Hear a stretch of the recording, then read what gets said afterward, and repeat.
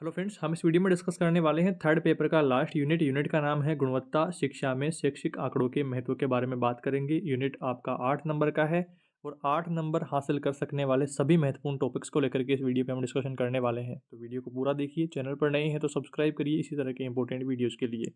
पहला important topic हम discuss करते हैं आंकड़ों के महत्व के बारे में। इसमें देखिए, प्राप्त आंकड़ों से व्यक्ति विशेष अथवा समूह विशेष की संपूर्ण आंकड़ों में तुलनात्मक स्थिति स्पष्ट हो जाती है। साथ ही इन आंकड़ों के माध्यम से समस्या समाधान हेतु विचार किया जाता है। भावी योजना में इसका अत्यंत महत्व होता है। संख्यात्मक आंकड़ों का वैज्ञानिक एवं व्यवस्थित अध्ययन गणित की जिस शाखा में किया जाता है वह है सांख्यिकी। सांख्यिकी के बारे में आपको ध्यान रखना है। और सांख्यिकी अवलोकन इसलिए महत्वपूर्ण है कि हमें धुंधले कथनों की जगह पर अधिक स्पष्ट और मात्रात्मक कथन की ओर ले जाते हैं। जैसे मेरे विचार में इस कक्षा के अधिकांश छात्र पढ़ना चाहते हैं के स्थान पर हम कह सकते हैं कि इस कक्षा के 75% छात्र फर्राटे से पढ़ लेते हैं, जबकि 15% छात्र अटक अटक करके पढ़ते हैं और 20% छात्र पढ़ ही नहीं पाते। तो इस तरह से स्पष्ट आंकड़े हमारे सामने आ जाते हैं।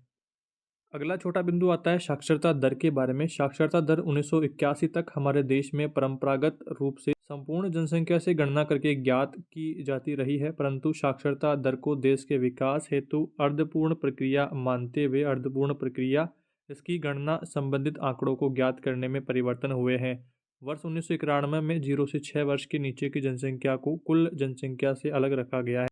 और इसके बाद में अब हम बात करते हैं अशोधित साक्षरता दर के बारे में, जिसका फॉर्मूला आपको ध्यान रखना है कि कुल साक्षर व्यक्तियों की कुल संख्या और बटे में आपको करना है कुल जनसंख्या, इसको मल्टीप्लाई करना है 100 से, तो हमारे सामने आ जाएगी अशोधित साक्षरता दर। परंतु प्रभावी साक्षरता दर 0 से 6 वर्ष के नीचे की जनसंख्या को कुल जनसंख्या की गणना से अलग रखते हुए अग्रांकित सूत्र के माध्यम से ज्ञात किया जा सकता है। जैसे प्रभावी दर का क्या है यहाँ पर फॉर्मूला, 7 वर्ष एवं 7 वर्ष से ऊपर आयु के कुल साक्षर व्यक्तियों की संख्या बटे में करना है 7 वर्ष व 7 वर्ष से ऊपर आयु की कुल जनसंख्या। इस तरह से डालना है, क्योंकि 0 से 6 वर्ष को तो हम काउंट ही नहीं कर रहे हैं और फिर 7 वर्ष और 7 वर्ष से ऊपर के काउंट कर रहे हैं टोटल व्यक्तियों की संख्या और टोटल जनसंख्या।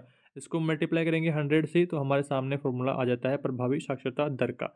इसके बाद में बात करते हैं पाई डायग्राम के बारे में। पाई डायग्राम में देखिए, जब आंकड़ों का न्यादश मुख्य रूप से प्रतिशत में दिए गए हों अथवा कभी अन्य आंकड़ों को भी प्रदर्शित करने के लिए पाई डायग्राम या वर्त आरेख के माध्यम से प्रदर्शित करते हैं। चूंकि यह चित्र वर्ताकार होता है, वर्ताकार का मतलब है गोल होगा, इसलिए इसे वर्त आरेख या फिर पाई डायग्राम कहते हैं। और एक वर्त में कुल 360 डिग्री अंश होते हैं। तो इस तरह से कुछ बातें आपको पाई डायग्राम के बारे में ध्यान रखनी है।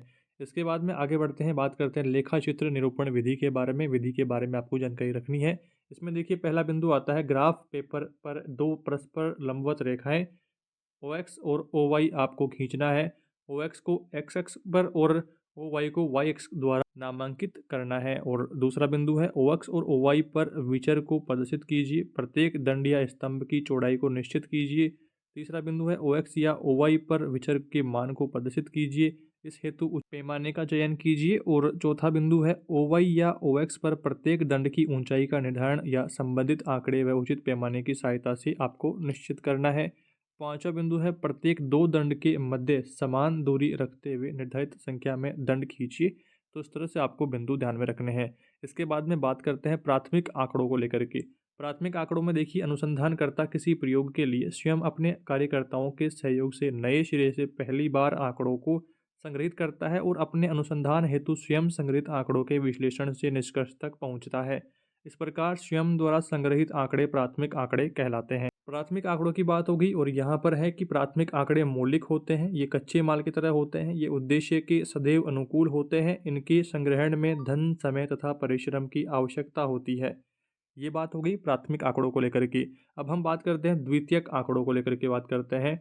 द्वितीयक आंकड़ों में देखिए, जब दूसरों द्वारा एकत्रित आंकड़े, प्राथमिक आंकड़े तो क्या थे कि खुद को तैयार करना पड़ रहा था। द्वितीयक आंकड़े क्या है कि दूसरों द्वारा एकत्रित जो आंकड़े हैं अथवा किसी मानक संस्थान द्वारा प्रकाशित आंकड़े जब अनुसंधानकर्ता आंकड़ों को अपने अनुसंधान हेतु प्रयोग में लेता है, इस प्रकार के आंकड़े उसके लिए द्वितीयक आंकड़े माने जाते हैं। जिस तरह से मतलब किसी ने प्राथमिक आंकड़े तैयार कर दिए, उसके बाद में उनको अपने काम में या फिर उनको तोड़ मरोड़ करके पेश करने के काम में लेते हैं, तो फिर वो द्वितीयक आंकड़ों के अंतर्गत आते हैं। ये पूर्व संकलित होते हैं, ये निर्मित माल की तरह होते हैं, इनको प्रयोग करने से पूर्व अनुकूलित किया जाता है, ये आसानी से प्राप्त हो जाते हैं, इनमें धन समय व मेहनत की अधिक आवश्यकता नहीं होती है। इस तरह से द्वितीयक आंकड़ों के बारे में आपको जानकारी रखनी है। इसके बाद में अब हम बात करते हैं, अगला बिंदु आता है आंकड़ों को सारणीबद्ध करने से पूर्व क्या तथ्य ध्यान में रखना है। विचर का मान या प्रेषण का मान ध्यान में रखना है, बारंबारता ध्यान में रखनी है, मिलान चिन्ह या गणना चिन्ह आपको ध्यान में रखना है। इस तरह के 3 बिंदु यहाँ पर ध्यान रखने हैं। और अब हम बात करते हैं प्रेक्षण के मान को लेकर के। सबसे पहले प्रेक्षण के मान में देखिए, प्राप्त आंकड़ों की संख्या अर्थात प्रेक्षणों की संख्या कम या अधिक हो सकती है, परंतु आंकड़ों की विविधता या फिर प्रेक्षणों का मान सीमित ही होता है। प्रेक्षणों के मान को विचर का मान भी कहते हैं। उदाहरण के माध्यम से समझिए, देखिए गणित विषय की एक परख का पूर्णांक 10 है, तो परख में प्राप्तांक 0 से 10 के मध्य होंगे, अर्थात प्रेषण का मान 0 से 10 तक सीमित होगा। परंतु परख में कुल 40 विद्यार्थियों ने भाग लिया है, तो प्रेषणों की कुल संख्या 40 हो जाएगी। ये बात हो गई प्रेषण के मान को लेकर के। दूसरा बिंदु है बारंबारता को लेकर के। बारंबारता में समझना है कि किसी अध्ययन में प्राप्त आंकड़ों की विविधता का अवलोकन करें तो हम पाएंगे कि किसी प्रेषण का मान की आवर्ती होती है। किसी एक आंकड़े की आवर्ती कितनी बार होती है, वह उस आंकड़े का प्रेषण या फिर बारंबारता कहलाती है। जो रिपीटेशन हो रहा है, आवर्ती हो रही है, उसको यहाँ पर बारंबारता कहा गया है। तीसरा बिंदु है मिलान चिन्ह।